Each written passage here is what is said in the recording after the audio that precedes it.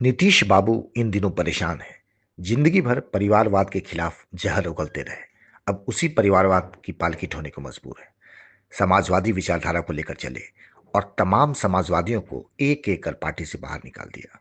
शराबबंदी की, पर घर घर शराब पहुंचने लगी। राजनीति में अपराधियों का विरोध किया और उन्हीं को आगे भी बढ़ाया। फेमिनिस्ट बने, लेकिन यौन शिक्षा पर विधानसभा में अजीबोगरीब इशारे कर स्त्री की मर्यादा को तार तार कर दिया। गजब का विरोधाभास है इनकी जिंदगी में। निशांत पार्टी की कमान संभालने योग्य है या नहीं, यह जदयू का अंदरूनी मसला है। न बिहार की जनता को इसमें रुचि है और न ही अन्य राजनीतिक पार्टियों की। निशांत का भी झोला उठाएंगे, अब यही देखना बाकी है। विरोध की सुगबुगाहट शुरू हो चुकी है।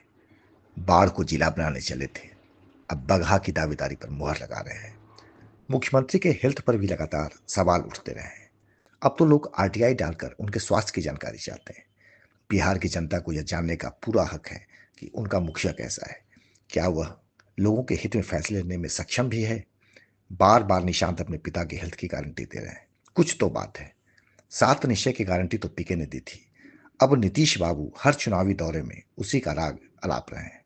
राज्य में सरकार की बागडोर अधिकारियों के हाथों में है। लाचार मुख्यमंत्री तो उनके आगे हाथ जोड़ते नजर आते हैं। इन दिनों निशांत कुमार राजनीतिक गलियारों में चहलकदमी करते अक्सर नजर आते हैं। आज तक पिता की छाया से भी दूर रहने वाले अब राजनीति का ककहरा सीख रहे हैं। देखिए, सियासी करवटबाजी में माहिर नीतीश 2025 में किधर का रुख करते हैं।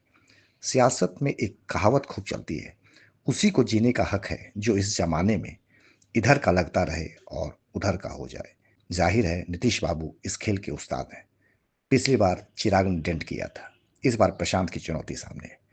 चुनाव के बाकी 5-6 महीनों में नीतीश क्या चाल चलते हैं, इसी पर सियासी पंडितों की नजर नीतीश टिकी है। कुमार शारीरिक रूप से टायर्ड और मेंटली रिटायर्ड हैं। Physically tired and mentally retired Nitish Kumar ji अभी इस स्थिति में भी नहीं है कि अपने मंत्री परिषद के सदस्यों का नाम और विभाग बता सकें कैमरे पर। उनकी स्थिति ऐसी नहीं है कि वो कोई बहुत बड़ा राजनीतिक प्रयास कर सके।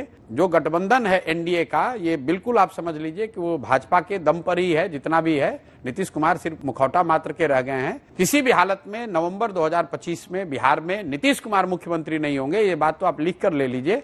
और जैसे मैंने आपको कभी बंगाल के बारे में कहा था कि भाजपा को 100 सीट नहीं आएगा, वैसे इस बात को भी लिख कर ले लीजिए कि नवंबर 2025 के बाद नीतीश कुमार बिहार में मुख्यमंत्री नहीं रहेंगे। मुख्यमंत्री चाहे कोई बने, नीतीश कुमार नहीं बनेंगे।